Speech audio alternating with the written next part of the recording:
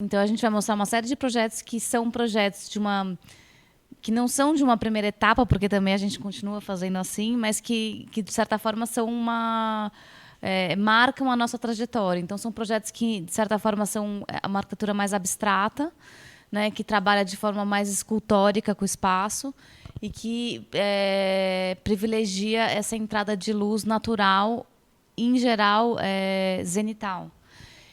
Então, a gente vai mostrar essa pesquisa e, por último, a gente vai mostrar um projeto que foge totalmente à curva, né? Que é um projeto fora de São Paulo.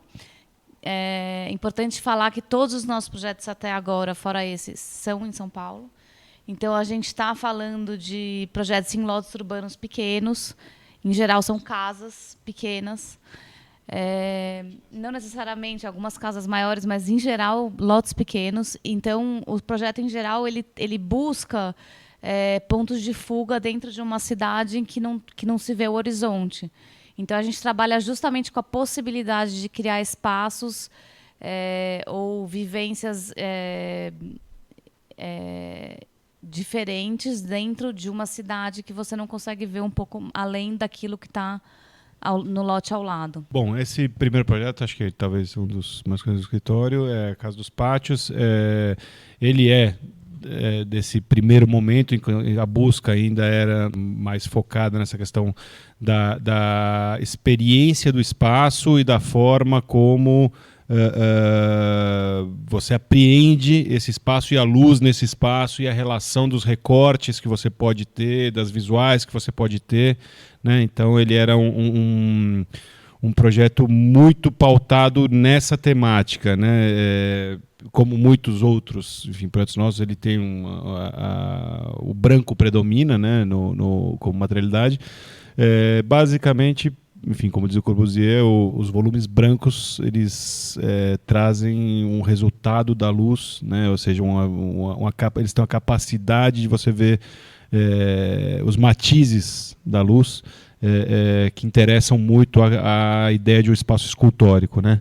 Então, basicamente, essa casa ela é um trabalho a partir de uma pré-existência, enfim, em vez de se demolir, se construir uma casa nova, se fez um trabalho de escavação ou de projetação do vazio dentro desse lugar. Isso é um tema que depois veio em outros momentos.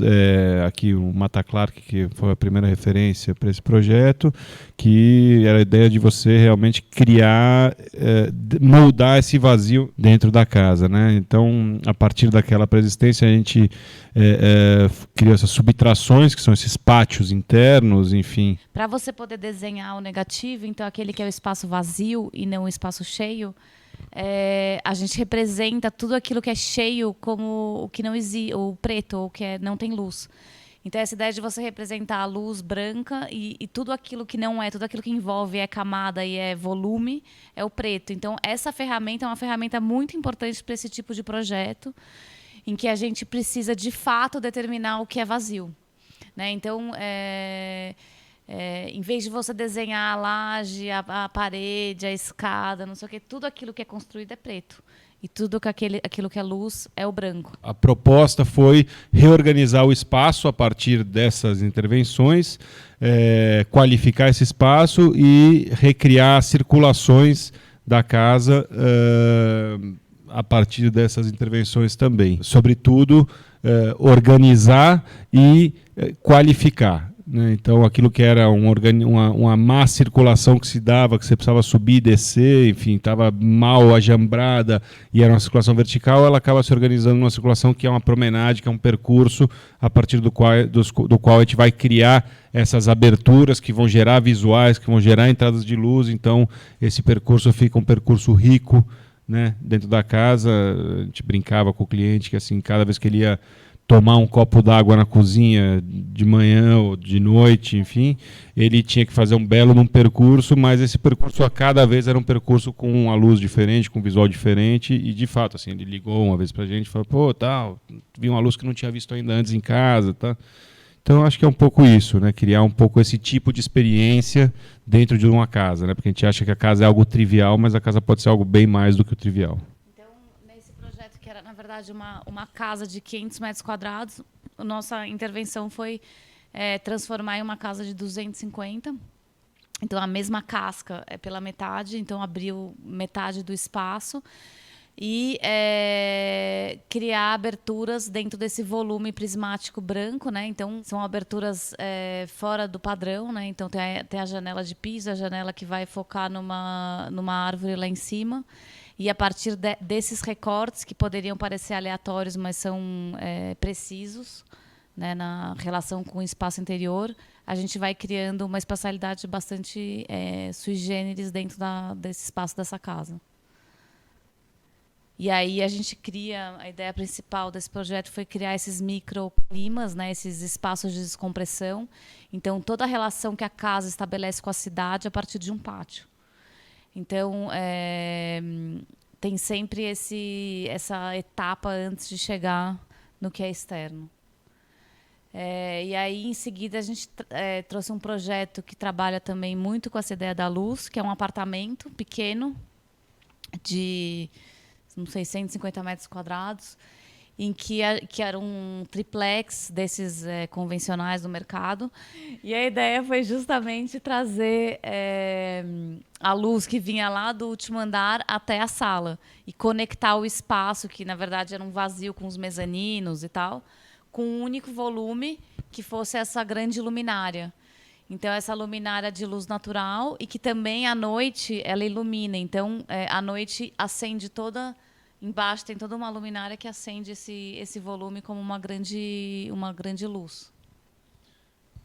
Aqui, aquela pesquisa dali da Casa dos Patos, ela vem dentro de uma proposta mais escultórica mesmo, assim, mais radical do ponto de vista do espaço escultórico.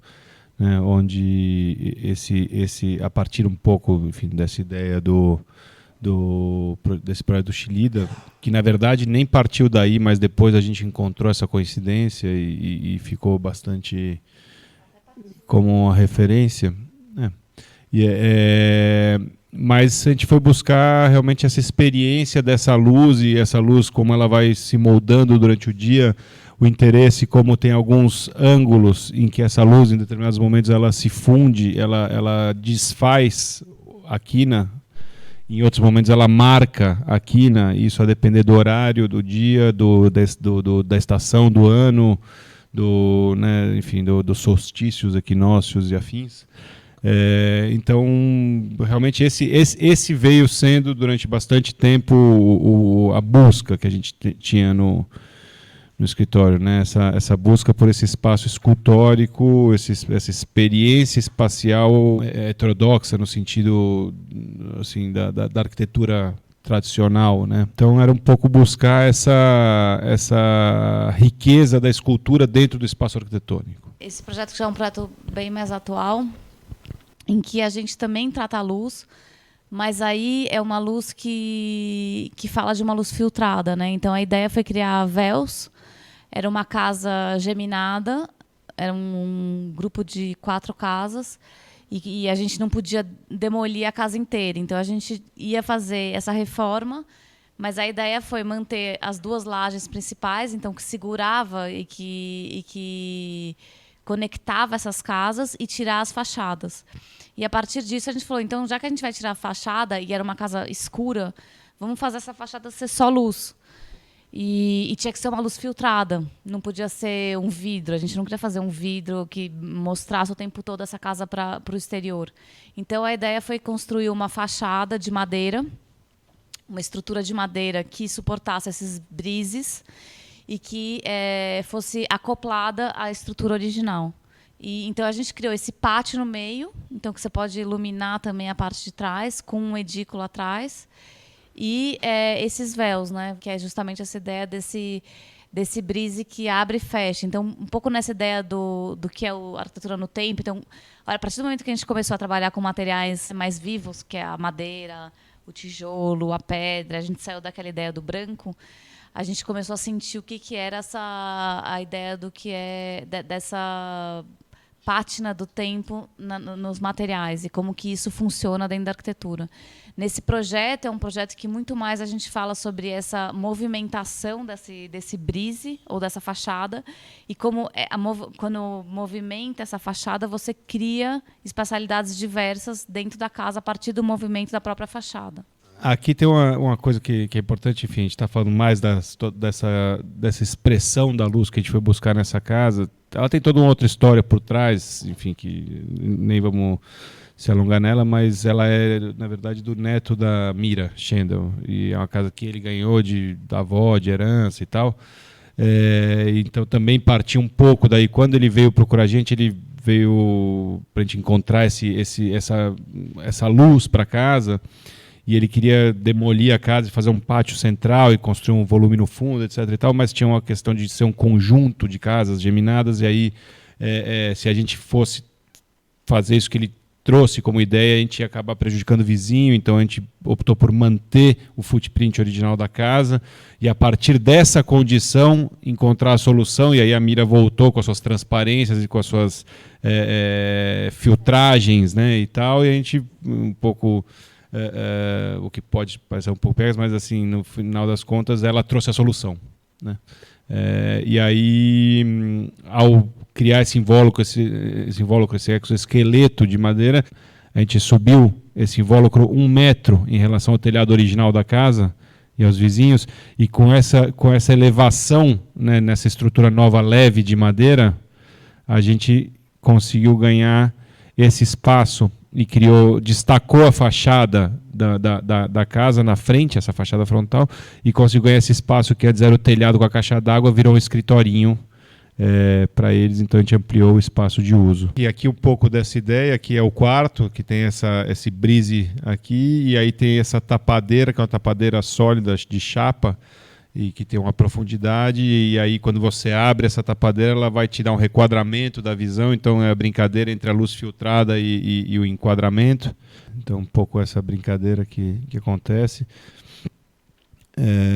Bom, é isso, na verdade. E aí a gente chega no último projeto, que é esse mais atual, que então a gente veio fazendo esse percurso da ideia da luz e tal, e foi testar essa materialidade da madeira. Nesse ínterim, entre esse projeto do Schendel e esse agora que a gente vai mostrar, teve um concurso que a gente participou para a Vila dos Melos, que foi um concurso ali em Campos do Jordão, para um bairro de casas, e ali a gente trabalhou também uma ideia da madeira, da expressão do tempo na madeira. Acho que no final das contas a expressão da casa era a expressão que o tempo imprimia na materialidade da madeira da casa, né? E aí isso foi, enfim, nos colocando em contato um pouco. A gente vinha da luz e do espaço, foi entrando em relação com essa coisa do tempo das coisas, né? E o tempo da expressão das coisas. E aí chegamos aqui, que enfim é um projeto no interior de São Paulo, em Cunha, a Fazenda Mato Dentro, e que a gente entrou em contato com esse outro mundo maravilhoso, que é o mundo da roça e todas as suas belezas e sabedorias, né? A casa fica aqui nesse vale, aqui nesse fundinho, é um fundo de vale. O caipira ele constrói sempre em fundo de vale, né? Porque ali ele está protegido da força das chuvas e do sol e das agressividades da natureza, e está bem servido pela fertilidade do solo, pelas águas, etc. Né? Tinha essa casinha ali no fundo do vale, sozinha, casinha que tem uma baita história, fazenda Mato Dentro, enfim, uma fazenda super tradicional da região, né, de Caipira. E aí a gente foi intervir nesse lugar. Então essa casa, que era uma casa de pau a pique de 1800, era o nosso era o lugar, né? Era o ponto que a gente tinha que tratar. E a ideia foi justamente que essa casa que estava sozinha no meio daquele vale, ela tinha que ser abrigada. E nosso trabalho era justamente criar um pano de fundo para aquela casa. Então a gente não só queria criar um pano de fundo, como a gente queria usar tudo o que tinha daquele lugar, porque a gente não podia trazer matéria-prima de muito longe, porque era difícil de chegar. A gente percebeu na vivência, essa casa é nossa casa, que para poder habitar um lugar tão isolado, você precisa ver um pouco próximo. Não dá para você estar lá e você não você ter só imensidão, entendeu? Porque você tem uma sensação de estar realmente perdido. Então, a ideia de criar esses anteparos que pudessem amparar a nossa vivência lá foi fundamental. E então, justamente esse projeto ele fala de 2 tempos, né? Esse tempo que é o de 1800, que é a casa de pau a pique que a gente foi restaurar e que a gente restaurou com muito cuidado, porque a ideia foi justamente preservar a ideia do lugar, o jeito como a vivência daquele lugar, né? A gente muito discutiu sobre mudar a posição da porta ou não. E aí a gente falou, a gente não vai mudar a posição que entra na casa há 200 anos, né? A gente tem que manter esse lugar, essa entrada.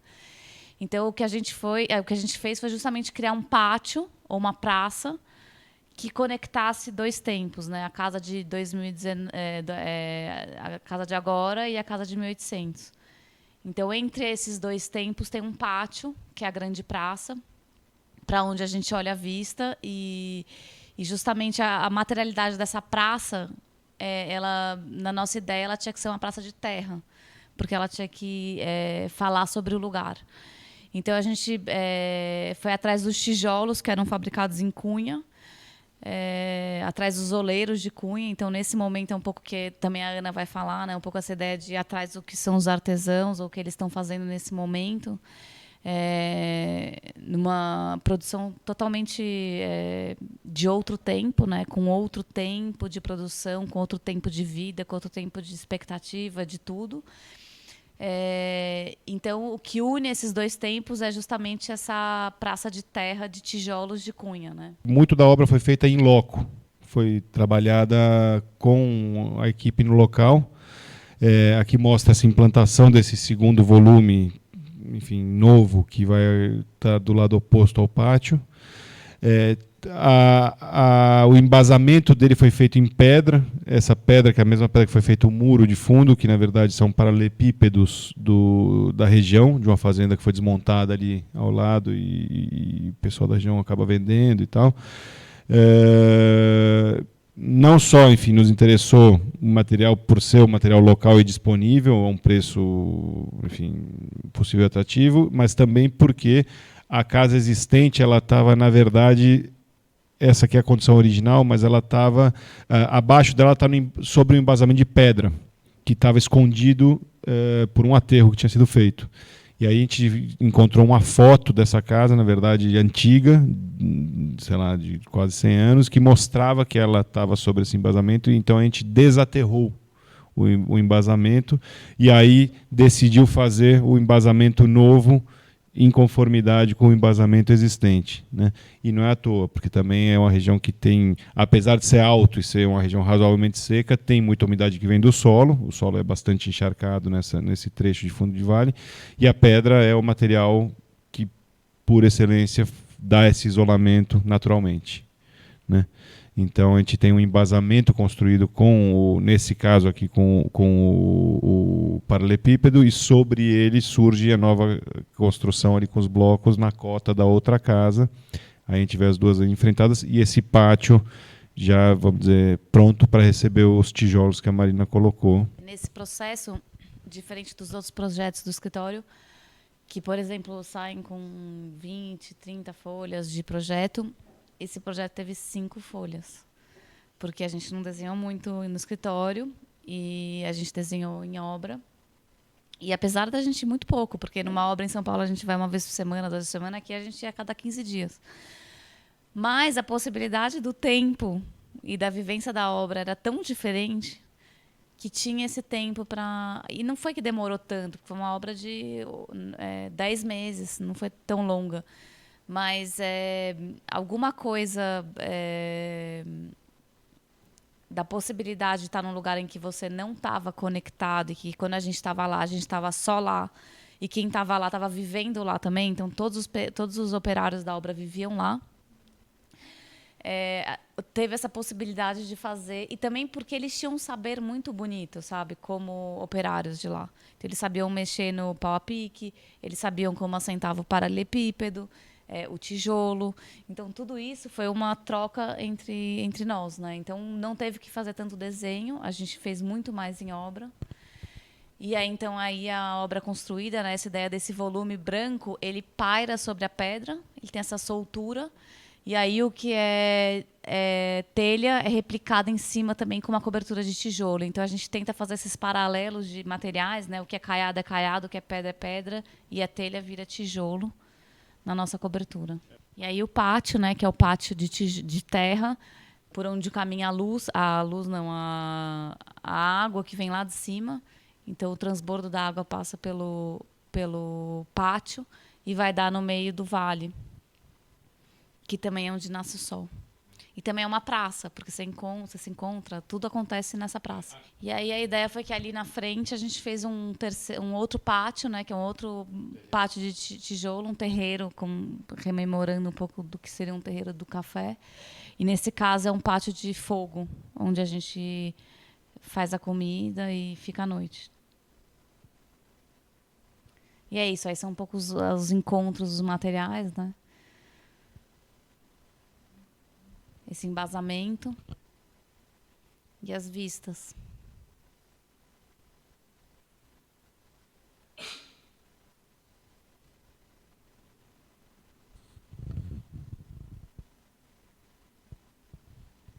E a casa já mais em uso.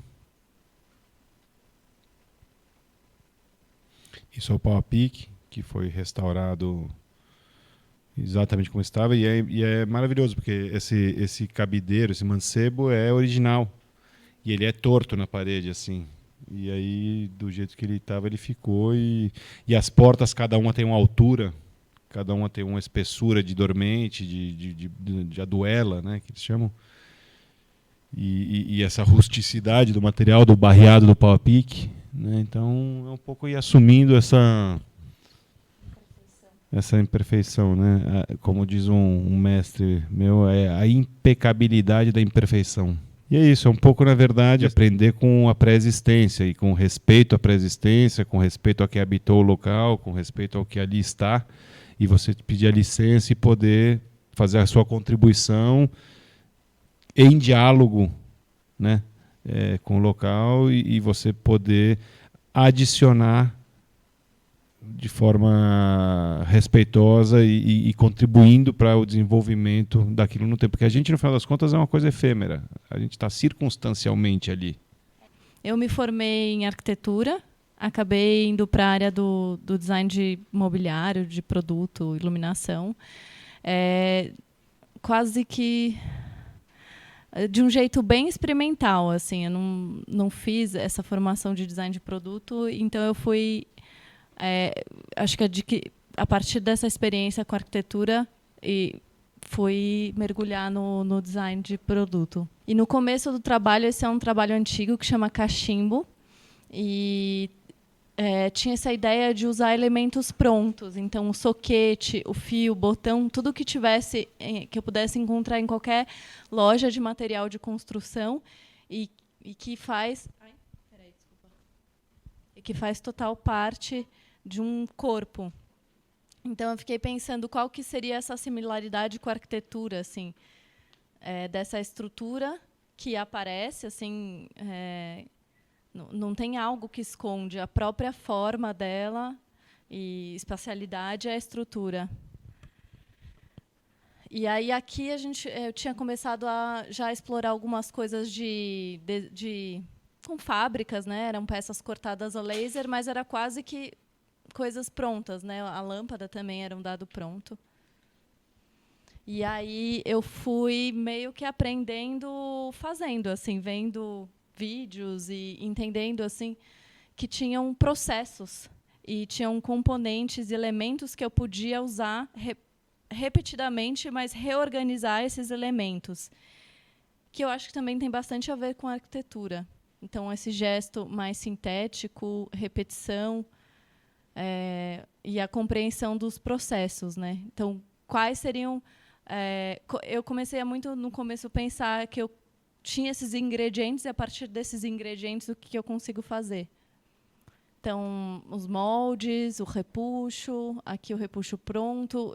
Foi um universo assim que, a partir desse universo, várias coisas surgiram.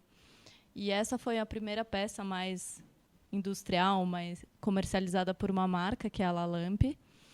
E a ideia dela é simplesmente essa junção de duas cúpulas, onde você não vê como... É uma junção muito delicada, assim, mas, ao mesmo tempo, é algo muito simples, né? São duas cúpulas, uma invertida na outra. É a repetição dos elementos, né? E aqui eu fiz alguns paralelos com os projetos do AR Arquitetos. E eu achei muito legal, porque, juntando essas luminárias com os projetos, eu comecei a ver algumas similaridades e a história da repetição, né? Então, tem os nichos, né? Tem a madeira que se repete. E aqui em um outro contexto também, os materiais que se repetem e esse gesto mais sintético. Achei muito bonita essa conversa, como se eles estivessem conversando. Aqui. E aqui é num outro projeto. Eu achei quase uma coincidência, né? Madeira, a partir dos elementos, né? Como a gente consegue construir coisas diferentes. E daí já foi uma outra peça que eu fiz com a Itens. Migrei um pouco essa ideia de... Tive essa ideia também de repetição, de fazer várias coisas com uma mesma empresa, né? Então, a Itens foi uma empresa que eu trabalho até hoje. Eu tenho quase umas 70 peças com eles. Então, sempre com essa ideia de usar cúpulas, elementos meio quase prontos de iluminação. Aqui eram 3 cúpulas que existiam na fábrica. No começo, eu não fazia moldes, eu usava os moldes que tinham prontos, porque não tinha muito recurso, assim, era fazer fazendo, né? Fazer com o que tinha. E, a partir da combinação dos moldes que tinham na fábrica, eu fiz uma cúpula que ilumina a outra. Também tem essa ideia de repetição. E a repetição dentro de uma família. Então, a peça de mesa, o pendente, piso, e como isso pode criar uma linguagem. E aqui nesse outro projeto, que é a Casa Terracota, também a ideia de repetição das prateleiras. Eu acho muito bonito como tudo acaba conversando. Aqui, a madeira, né, que se repete ali, aqui, e nos outros projetos. São gestos, eu acho que tem a ver com um gesto sintético. Aqui, a Jabuticaba, que é uma peça... a gente fez até um projeto para a Vitacom, uma jabuticaba de 6 metros, né? Que é essa ideia de unir uma linha que une várias luzes. Então, também ainda tem a ideia de estrutura, né? Que, no caso do cachimbo, os fios ficavam para fora e aparente. Aqui, a função da haste é passar o fio, unir os globos e segurar tudo numa estrutura só. Aqui, e a ideia do globo de vidro também eu usei em várias peças. Então, tem a maneira como as coisas se encostam, se encaixam. São decisões sutis que eu acho que fazem a gente pensar, mas como que isso está conectado uma coisa com a outra. Isso é um projeto, um apartamento do Itaim. A prova do artista. Eles foram as cobaias, né? E depois isso foi evoluindo também. Como que troca...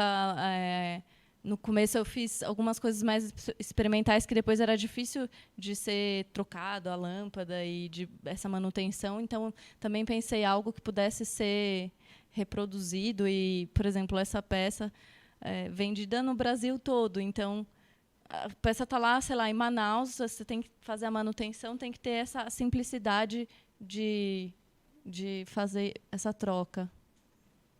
E aqui também, essa ideia da repetição. Essa peça ela pode ser feita em vários acabamentos. Então, é um desenho simples, mas que, ao mesmo tempo, com várias possibilidades. Isso é projeto nosso? Tá? É, projeto de vocês também. Desculpa. Toda essa...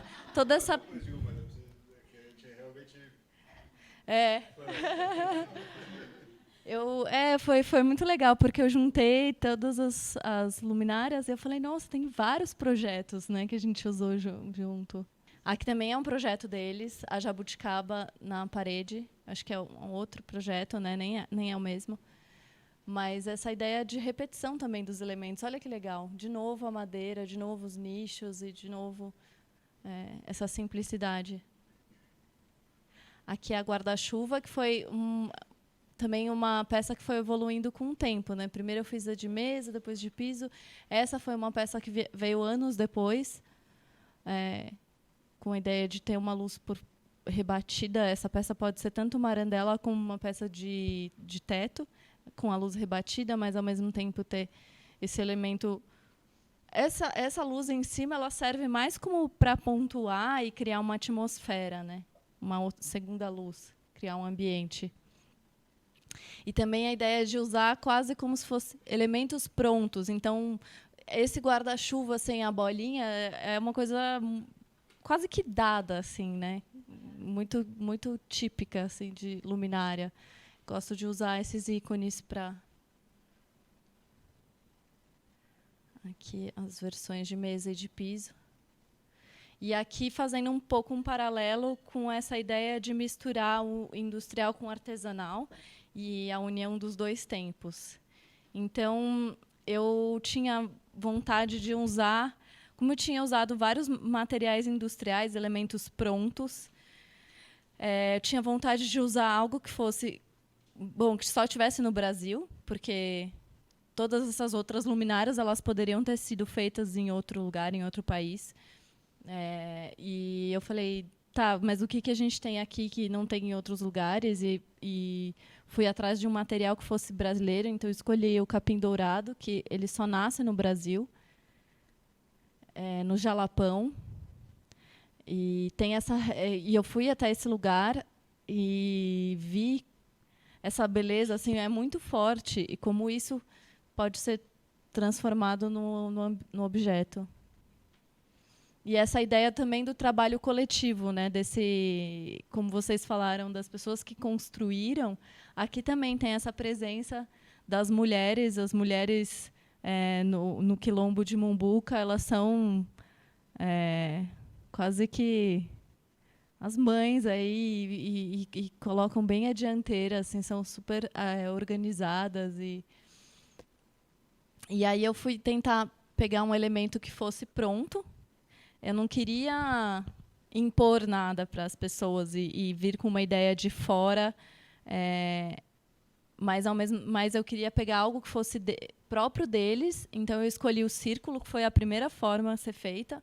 Eles usam bastante como supply isso, para usar embaixo do prato.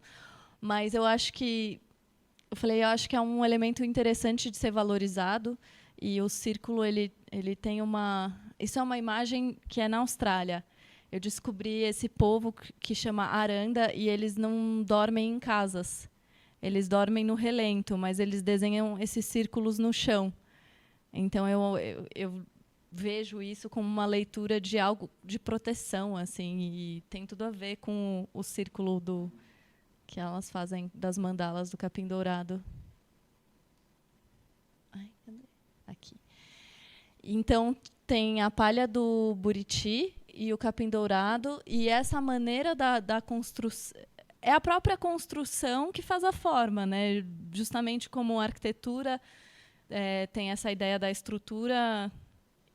Eu acho que o trabalho de vocês tem isso, é a estrutura, e não tem uma pele, né? Uma estrutura e uma pele que vem por cima, é algo que está junto, uma coisa que combina com a outra. Então, é um trabalho mais impreciso, né? Ele é bem feito à mão. Cada peça é uma peça, e é muito legal quando você compara uma peça com a outra, a parte de metal, que vocês vão ver, ela é sempre igual, Mas a parte do capim dourado, ela sempre tem variações. No começo, a gente fez esses tipo uns frames, assim. Isso daqui é um repuxo. E essa ideia de colocar o material dentro, o capim dentro. No começo foi difícil, assim, de acertar isso. Ficava com uns intervalos, algumas ficavam menores, outras maiores. E é justamente essa conversa de uma coisa muito precisa, né, milimétrica, rosca, enfim. E aqui uma coisa feita à mão. Então foi preciso alguns testes no começo para isso encaixar. E essa estrutura de metal que segura tudo.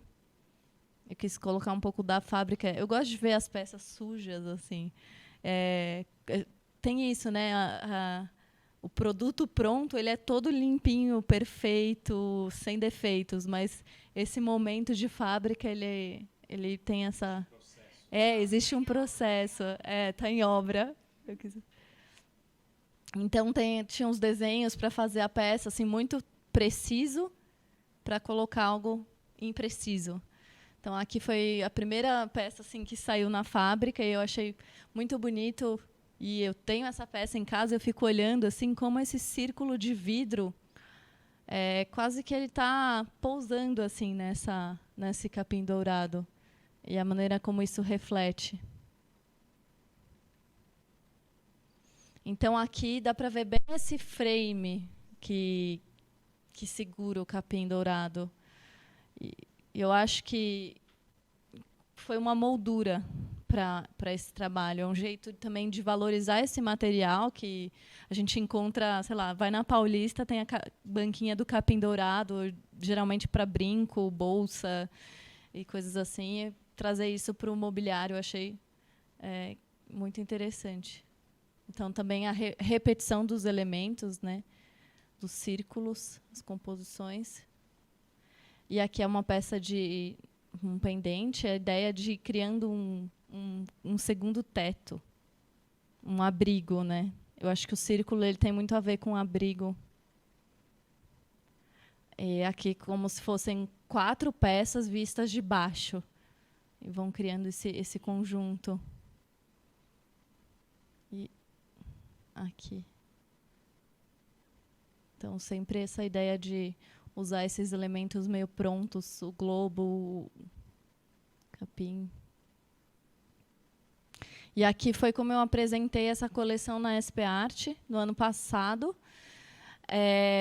Foi a ideia de pintar esse volume todo escuro, como se você conseguisse penetrar dentro desse espaço. Luminárias, normalmente, a gente não consegue tocar. Não que não consegue tocar, mas é diferente de uma cadeira que você senta, que você tem esse contato muito próximo. Então, eu acho que, de alguma maneira, foi a ideia de quase que você conseguisse entrar dentro e tivesse essa relação com o objeto. De você não toca ele, mas ele te toca de certa maneira. Então, de criar essa espacialidade, esse teto, que fosse um abrigo também. Essa última imagem, essa ideia de como uma luz artificial, criada, muito controlada, pode replicar um reflexo nesse material, que também vai trazer luz de certa maneira. Então, é um pouquinho isso, assim, mostrar um pouco esse como tem a ver com essa arquitetura de buscar a luz, assim. Me parece sempre uma pena quando a gente vê um bom material sendo mal utilizado, seja numa escala de um edifício que vai durar muitos anos e vai prejudicar a cidade, como de alguma peça da escala do design que, enfim, já gastou, já está lá e acabou, já era. Então, eu queria que vocês falassem um pouquinho sobre isso, sobre escolhas de materiais, seja por uma questão do transporte, seja sobre o acesso que vocês têm, enfim, o material no processo do trabalho de vocês. Eu acabei escolhendo alguns materiais, o vidro, o metal, e eu acho que a partir dessa repetição desses materiais é que você consegue criar um vocabulário extenso. Então, não preciso ter todos os materiais disponíveis. Eu sinto que essa limitar um pouco a quantidade de materiais tem me ajudado. Cada vez que a gente vai fazer um projeto, a gente escolhe um material. E aí a gente fica com ele, porque a gente não pode ter... A gente, na nossa concepção, se tem muita coisa, fica demais. Então, é sempre ou é branco, ou é madeira, ou é pedra, né? A mistura de muitas coisas pra gente incomoda, né? Um pouco. Então, a gente tem uma coisa bem... E aí, a gente tem uma coisa muito do detalhamento, que é muito importante pra gente. Eu lembro até que uma vez uma aula do Mário Figueroa, que ele falou assim... o material não pode chegar com outro material no mesmo plano, né? Você tem que fazer outro plano. Isso é regra. Você tem que criar outro plano. Você cria um buraco, ou você cria um vinco, você muda o plano. Não dá para ser um material com outro no mesmo plano, né? Então, é isso. E essa ideia de como você vai, dentro de uma obra, misturar materiais, né? E daí que vem o detalhe. Porque o detalhe vem justamente desse ponto onde um material encontra o outro. E como é que você vai solucionar esse encontro, né, de materiais? Eu acho que, enfim, complementando o que vocês colocaram, acho que tem um ponto de tangência do nosso trabalho, além dos vários pontos concretos de tangência que a gente se encontrou ali, que é essa questão da síntese, né? Eu acho que na busca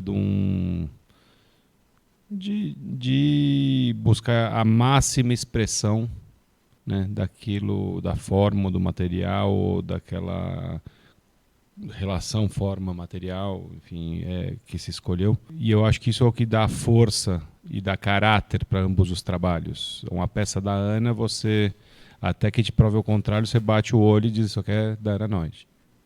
Né? Assim, acho que enfim, o trabalho nosso, salvo engano, também é razoavelmente reconhecível. Assim, quando você... Mesmo que se mude de materialidade, mas assim, acho que tem um DNA que fica ali mais ou menos impresso, que é fruto, na verdade, da pesquisa, né, que a gente faz. E acho que o ponto acho que é esse, na verdade, quando você fala da questão do material, acho que uma coisa que a gente tem, a diferença de outros arquitetos, designers e tal, que tem vamos falar assim, uma versatilidade maior, ou um leque mais difuso e diverso de linguagem, né? Acho que a gente, quando gosta de algo, a gente vai fundo e esmiuça aquilo e até cansar daquilo, né? Assim, e aí vai procurar um outro assunto para. Então acho que isso, talvez o material ele cumpra um pouco esse papel. Mas eu acho que a ideia é um pouco, na verdade, você se sentir, você se deixar, você trabalhar a fundo uma temática e, de repente, num determinado momento, você se deixar seduzir por um outro assunto e aí você namorar aquele outro assunto. Enfim, até, né, nesse momento a gente está com essa questão do tempo, da materialidade, do artesanal, né, a gente está muito lá conectado com a ideia da fazenda também. Então, essa brincadeira entre o preciso e essa impecabilidade da imprecisão, né? Você encontrar o material, a imprecisão do tijolo de barro feito pelo oleiro manualmente na forma, e você, a partir disso, conseguir fazer uma expressão precisa. A gente comprou os tijolos do oleiro. Primeiro a gente comprou os tijolos claros, cor palha. Esperamos 4 meses para chegar. Aí chegou na cor errada. Lá de Cunha. Enfim, aí a gente falou, beleza, sobrou os tijolos aqui, vamos comprar os palha, vamos esperar a próxima fornada e vamos ficar com esses aqui, que foi o que a gente fez o terreiro lá de fogo. Mas, num dado momento, a casa estava pronta, começamos a fazer o piso da casa. E aí o empreiteiro chegou e falou assim, chegou um dia, eu cheguei na fazenda, ele estava com a cara assim, sombria, tava triste, tava sentado. Eu falei, o que aconteceu, Júlia? Ele falou assim, eu errei o esquadro da casa. A casa tá toda fora do esquadro. E a gente fez a casa inteira na medida do tijolo e do paralelepípedo. Essa era a casa, a medida da casa saía do tijolo, do paralelepípedo e do azulejo. Então, essas três variáveis davam a medida da casa. Não, e aí a gente chegou lá e a gente falou assim, poxa, a gente não vai falar para esse cara que está aqui há 1 ano trabalhando, porra, você fez o esquadro errado, né? E a gente falou, não, beleza, a gente vai ter que engolir isso aí. Não, vamos engolir, paciência. Eu falei, a gente falou assim, põe um cesto de palha em cima do tijolo errado. Tanto faz. E fomos embora. E aí passou dias, e passou dias, e passou dias. Aí a gente falou assim, aí lá pelas tantas veio a ideia, o que tá errado é o tijolo. Ele falou, O tijolo tá fora do esquadro. ele ligou e falou assim, Pablo, descobri o que aconteceu. O tijolo é totalmente fora do esquadro. Ele vem fabricado totalmente torto. Vocês comentaram essa história do tijolo na obra, que a gente não tem muito controle, né? Na escala do objeto, você pode prototipar mais, você pode experimentar mais.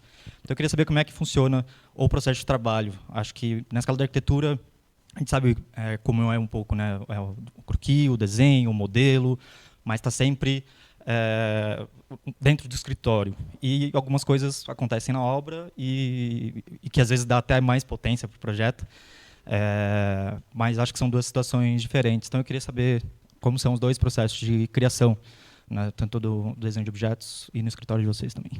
Sei lá, a gente faz bastante maquete, a gente desenha bastante e a gente gosta muito de obra, né? Nós dois, a gente é bem da obra. Tá sempre na obra, então assim, isso que a gente falou desse projeto que a gente pôde não desenhar tanto, tá mais na obra, foi mais legal como processo, porque é um processo mais menos alienado, né? Mais de uma decisão ali. É claro que tem as coisas que você tem que prever, porque senão você não consegue sair, né? Tem as regras, algumas nortes que você tem que ter, alguns eixos. Mas esse trabalho da obra é muito importante. A gente tem as pessoas que trabalham com a gente, que constrói os nossos projetos, em geral, são as mesmas. Então, a gente vem construindo com essas pessoas um jeito de fazer. Então, o serralheiro, o marceneiro, até o pintor, o cara que faz o gesso, todo mundo já está trabalhando com a gente há 12 anos, junto com o escritório. Então, até muitas vezes teve anos que na festa de final de ano era todo mundo, era o serralheiro, o marceneiro, porque todo mundo que está lá fazendo. Os caras estão evoluindo com a gente, sabe? Fazendo junto com a gente. Então, a gente tem muito essa conversa com as pessoas que fazem. Essa semana aconteceu uma coisa muito engraçada. Eu fiz um corrimão numa obra, e aí o seu Oliveira, que é nosso serralheiro, ele me ligou e falou assim, Arteta Marina, achei que esse corrimão não tem a sua cara. Eu falei, como assim? Não, esse detalhe que a senhora fez dessa barra atrás da chapa, a senhora não faz isso. Eu falei, não, mas seu Oliveira, eu tô cansada dessa obra, tá boa essa barra, deixa essa barra lá. Aí ele falou, tá bom. Aí hoje ele me ligou e falou assim, Arteta Marina, tô indo lá trocar essa barra, porque essa barra a senhora não faz. Aí eu falei, tá bom. Vou chamar de corrimão do seu Oliveira, porque justamente ele fez questão de mudar, porque ele achou que o detalhe estava ruim. Tem o seu Ademir também, que é a mesma coisa. É alguém... Eu acho que é muito importante criar o diálogo com quem faz. E não simplesmente a gente chegar com algo e achar que a gente é o dono da verdade e é só isso. E, enfim, eu tenho todas as soluções. Tem uma peça minha que é inversa, não está aqui, mas são várias cúpulas, uma conectadas na outra. E eu fiquei bastante tempo... Eu tinha essa intenção, né, de que eu queria fazer essas junções e que você não conseguisse ver a junção. Mas eu pensei umas 3 ou 4 possibilidades de juntar, porque tinha o acrílico, então como que eu ia prender, se era um pino no meio, se era pela lateral. E aí, quem deu a solução de fazer do jeito mais elegante foi o próprio cara da fábrica, assim, de fazer uma alça interna que você não vê. E eu acho muito legal como... Sei lá, no começo do trabalho tinha essa história das estruturas expostas, porque eu acho que eu precisava fazer isso para eu mesma aprender. Então, hoje em dia, eu penso nessas estruturas, mas eu tento que... Não que isso suma, mas que isso seja incorporado assim, pelo material. Então, a pessoa que está vendo a inversa não sabe como aquilo está encaixado, não sabe que tiveram várias maneiras de fazer, mas tem um percurso, né? E eu acho que eu sempre costumo assim, fazer uns desenhos à mão, fazer pouca coisa no computador e já falar com quem faz. Ah, você acha que essa solução dá certo? E de repente a outra pessoa tá vendo lá uma solução que eu não tinha visto. Que eu acho que então é a ideia de ter uma intenção, como se fosse um partido, e a partir desse partido a coisa vai evoluindo. Quais são as maiores referências que vocês têm na hora de projetar e na hora de pensar arquitetura? É muito louco isso, porque a minha referência primordial é a casa onde eu nasci, né, que é a casa que meu pai fez, que o tempo todo eu estou revisitando essa casa, né? E a gente está o tempo, assim, então o banco que continua é o banco que está lá. Então, assim, o dos detalhes, para mim essa vivência dessa casa é, no final das contas, a maior referência, mesmo.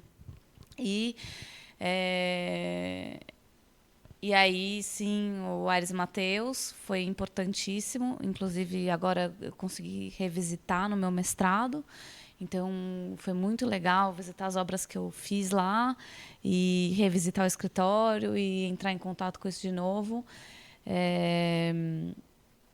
Mas a gente tem uma tradição que a gente faz sempre, que todo ano a gente faz uma viagem que a gente escolhe um arquiteto e vai percorrer as obras dele. E aí cada ano tem essa certa contaminação dessa escolha. E essa pessoa está presente, seja um artista, o Chilida, quando a gente foi fazer a viagem para ver as coisas do Chilida, e o Cisa. Um aspecto que eu acho que tem os arquitetos que são referências, né, que cada um de nós tem as suas referências e preferências pessoais, estudadas nos respectivos mestrados, nas suas formações, etc. e tal, e compartilhados e visitados e etc. Mas Scarpa mas tem uma coisa que eu acho que teve talvez um pouco mais no início, que agora a gente está se conectando com essa coisa, enfim, mais da terra, tal, mas que a gente tinha uma coisa que a gente fazia questão de ter uma liberdade muito grande a cada projeto, de cada projeto ser uma nova história.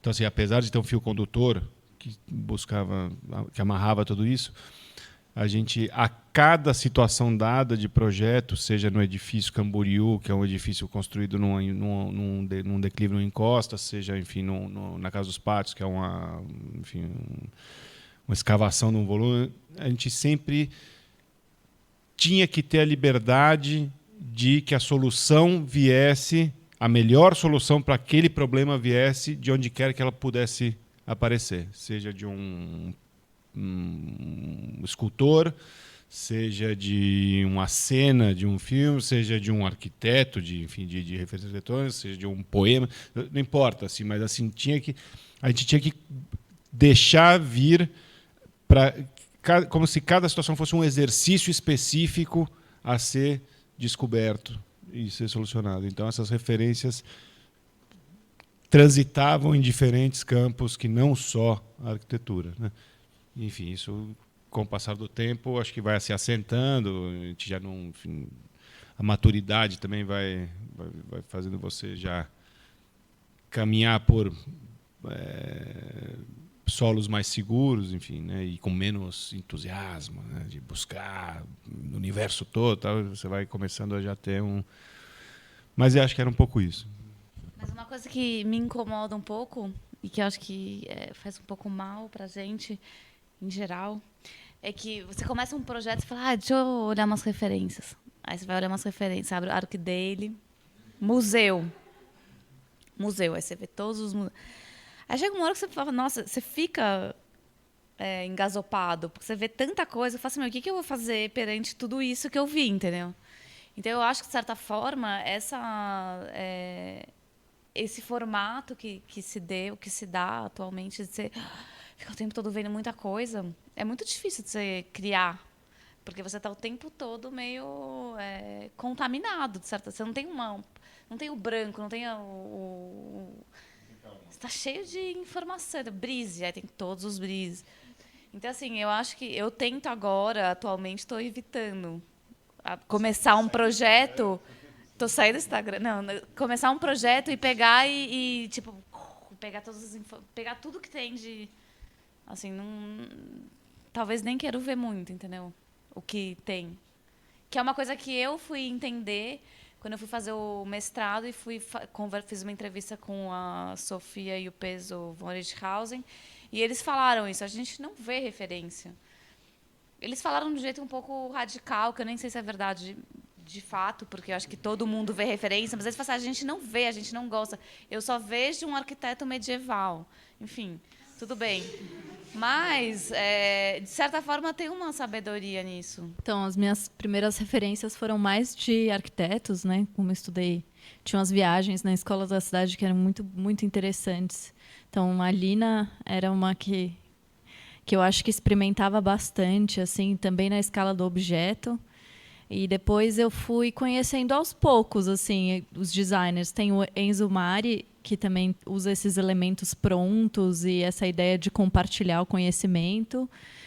Depois eu fui conhecer a Ray Eames, Charles e Ray Eames, mas ela quase que não aparecia e eu achei isso interessante, né? Essa presença das mulheres. E depois a Florence Snow, que era... Ela fui conhecer há pouco tempo atrás, eu já conhecia os móveis, eu achava que era um homem, nem era uma mulher. E daí hoje eu li uma matéria sobre ela falando que como ela era importante na empresa e como ela se destacou até mais que o marido, assim, que criou a empresa. E tinha uma foto dela no meio de um monte de homens, assim. Então, uma referência de... Eu acho que ainda é um meio muito masculino e eu lembro que no começo, assim, era uma coisa engraçada. Como eu tinha uma oficina e fazia as próprias coisas e tal, de metal, uma vez eu fui para fazer rosca, né? Rosca, essa coisa de encaixar, tem um negócio que chama macho. E aí eu fui na casa dos machos comprar. E então é quase que tipo um universo assim que você tem que se colocar mesmo, eu acho. Então, para mim, Florence Snow, ela se colocava, seja mulher ou homem. Então, uma referência aí de pessoas que eu admiro. Um detalhe que eu sempre achei muito interessante na arquitetura de vocês seria a precisão nos recortes, mas no sentido das aberturas. Como que vocês posicionam isso, não é? Enfim, eu acho que eu já vi uma aula de vocês falando sobre isso, mas eu acho que seria legal vocês comentarem um pouco. Eu acho que é uma história bem, assim, o modo como é pensado as aberturas, eu acho bem interessante vocês comentarem um pouco. Tem muito a ver com essa pesquisa que a gente sempre fez de cada obra ou de cada situação dada, elas são experiência espacial, né? Assim, não importa, a experiência não precisa ser só um museu, né? Assim, uma casa pode ser uma experiência, né? Digo do ponto de vista do habitar, né? Esse lugar. E as aberturas, elas têm muito a ver com isso, tem a ver com na verdade com a forma como a luz vai entrar, né? Uma abertura zenital, um azenital vertical que pode trazer uma luz rebatida, né, como é no vazio, por exemplo,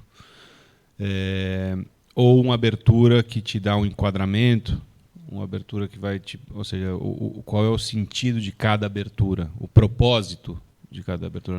Em tempos de propósito, as aberturas também têm o seu propósito, né? Então, e a forma disso fazer, ou seja, isso obviamente depende de caso a caso. Tem casos em que você tem mais flexibilidade, casos em que você tem exigências contratuais, vamos dizer assim, que não te permitem muita flexibilidade de trabalho em obra. Como a Mariana já falou, a gente gosta do canteiro, a gente tenta fazer uma boa sinergia entre projeto e canteiro, né? Assim, ter a maior possibilidade de resolver coisas em canteiro, desde que isso não prejudique, vamos dizer, o andamento do processo. Então, tudo aquilo que tem que estar especificado em projeto deve estar especificado e, se possível, especificado a definir em obra. Mas, voltando à questão das aberturas, a gente, quando tem a possibilidade, como elas têm muitas vezes a ver com enquadramentos, fica muito difícil você precisar isso em projeto. Essa janela vai estar a 1 metro de distância daquela parede, vai ter tal medida, porque assim eu vou enquadrar a jabuticabeira quando estiver descendo escada. Né? Você não tem essa perspectiva. Então é um pouco assim, é negociado caso a caso, quando é possível. Mas ali, por exemplo, no caso da Casa dos Patos, era isso. Ó, Sandro, então vamos lá começar a construir essa parede e tal. Quando a gente chegar no ponto de fazer essas janelas, a gente vai lá em obra com o empreiteiro e tal, e vamos definir tamanho e posição. Juntos. Com você. Aí, pronto. Ah, legal, ótimo. Porque você fala, não, né, porque aí o cara já se sente partícipe, autor, enfim, da própria casa e tal.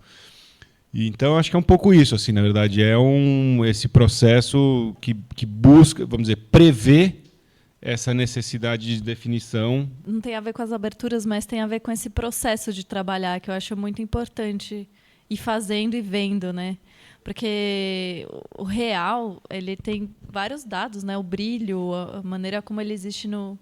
Eu gosto também, agora eu estou fazendo as peças para a próxima SP Art, vão ser móveis, e eu falei assim para o pessoal que eu estou trabalhando, assim, eu não consigo mais projetar se eu não tiver uma peça para projetar o resto da coleção.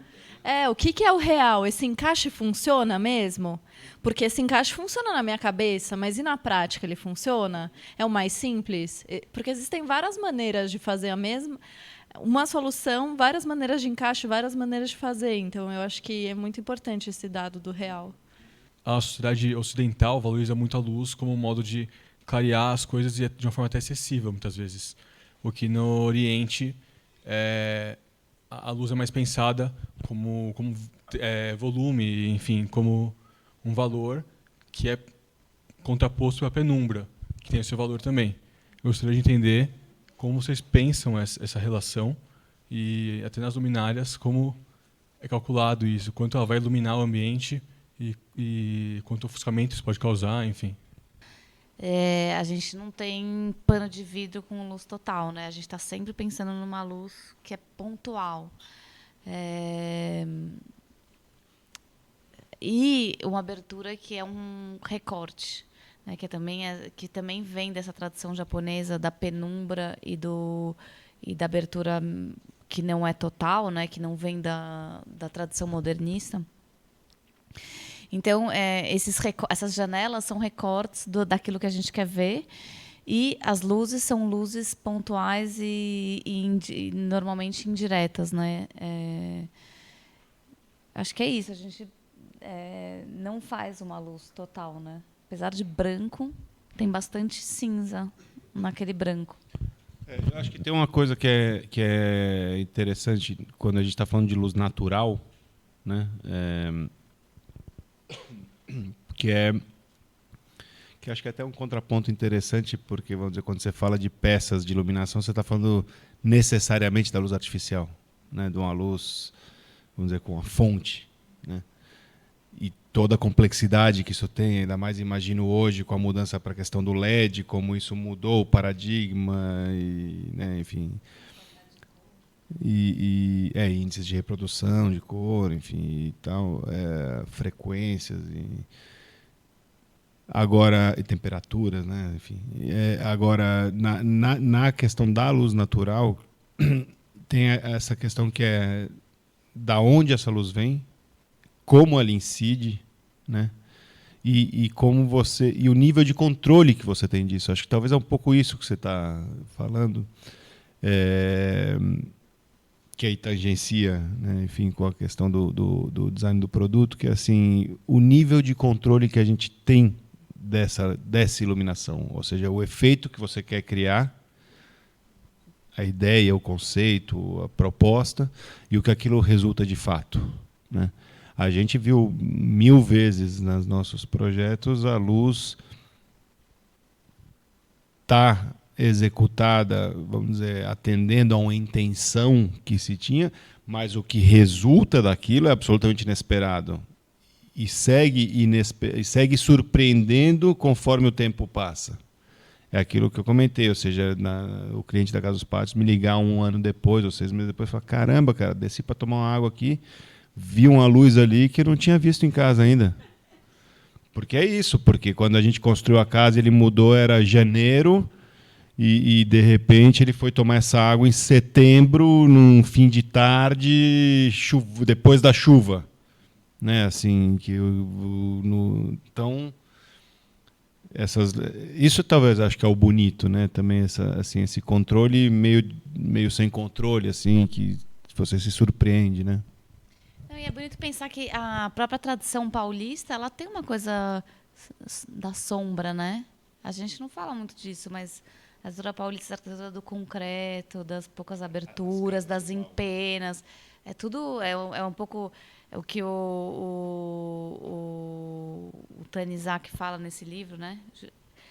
Que é o Elogio às Sombras, e ele aqui, em Louvor das Sombras, aqui a gente também tem essa coisa da penumbra, né? Não tem o branco. O branco é colonial, né? Mas a arquitetura paulista, ela é sombria, ela tem uma sombra. E tem a zenital. Então, essa é a nossa tradição, né? Afinal das contas. O nosso moderno não é Não é o Mies van der Rohe. né? Fiquei pensando, você falou na luz que muda, né? E a luminária, a não ser que você coloque um dimmer, né? Mas ela é sempre meio fixa, né? Eu gosto de escuro. Eu gosto de ter vários pontos, assim, ter vários elementos pontuando, assim. Eu tenho dificuldade com muita luz. Até a guarda-chuva, essa ideia de fazer esse abajurzinho, assim, com uma luz mais para baixo e ter essa luz quase uma penumbra também. Às vezes eu gosto de trabalhar com penumbra.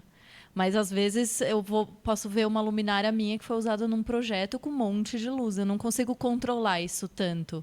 Mas eu, pessoalmente, gosto de usar pouca luz, vários elementos, e compor essa luz com vários elementos. Mas teve uma peça minha que, falando de luz, assim, que quando eu desenhei, imaginei ela, eu pensava uma coisa. E aí eu montei ela fluida, não coloquei ela aqui, mas ela tem um vidro embaixo e a luz que vem de cima. Na hora que eu fiz o primeiro protótipo, eu vi que tinha um reflexo da lâmpada nesse vidro. E eu fiquei desesperada, primeiro. Eu falei, não era isso que eu queria, não sei o quê. Não. E aí depois foram passando alguns dias e eu percebi, mas não era isso que eu queria, mas eu acho que esses reflexos eles são muito interessantes. Isso que dá essa aparência de ser líquido. Então, também é uma coisa que é necessário testar, assim, fazer e ver, experimentar. Mas eu acho que é legal, são as surpresas mesmo. A gente aprender a trabalhar com descontrole é muito difícil, porque a gente trabalha com coisas muito exatas, né? Tanto vocês como eu, milímetros, encaixes e tal, e quando de repente você perde o controle, enfim, acho que coisas boas podem acontecer. Enfim, seu trabalho tem essa coisa de um trabalho muito sintético, né? Muito preciso, e que, para mim, pelo menos assim, quando eu fecho o olho e vejo as suas peças assim, vem dois elementos muito fortes. Um é essa forma mais arredondada da cúpula, né? Essa coisa esférica, né? E que ela tem duas caras, vamos falar assim, duas faces. Você tem essa dualidade em várias das suas peças, o beijo, essa coisa dessa contraposição e tal, mas não é necessariamente isso que estou falando. Estou pensando que você tem assim ela como fonte luminosa e como matéria especular, assim, porque quando eu vejo as suas peças, ela vem para mim em dourado. Você tem depois os desdobramentos, o cobre, o preto, mas o dourado para mim é o que até é interessante, como aqui na história do Capim, é aquela só cúpula dourada desdobrada em uma outra história, mas tá ali o DNA. Queria, sei lá, que você falando em especulasse, na verdade, essa especularidade, essa relação entre o especular e a fonte, né? Porque é um pouco... Isso. Então, você tem... Um é a fonte, que é esse... E o outro é o que espelha, né? E ambos nessa coisa dessa forma esférica que tudo reflete e que tudo contém, né? Que reflete o mundo à volta, assim, né? Então, eu não tinha pensado nisso. Gostei. A gente às vezes fica tão... a gente às vezes fica tão mergulhado assim que não percebe, mas eu acho que tem a ver com isso mesmo, com ser um elemento claro e que reflete luz, né? Eu acho que o círculo tem muito a ver com o feminino também. A barriga circular, o olho circular, eu adoro, eu tenho essa fixação pelo círculo, por esses elementos prontos. E eu nunca tinha pensado de como isso tem a ver, né? Eu acho que 2D, 3D, né? E Estou buscando um material natural. que também é dourado, né? Também eu acho que essa repetição também ajuda a marcar o trabalho, né? Eu também não queria ficar refém do dourado, até nessas próximas peças que eu estou fazendo para o ano que vem, eu não sei, eu acho que não vai ter dourado. Mas não é. Mas eu fiquei pensando, será que teria que ser dourado? Não sei. Mas também não queria ficar refém desse material, eu acho, assim. Mas eu acho que tem essa coisa da reflexão da luz mesmo, do brilho. Não tinha pensado nisso.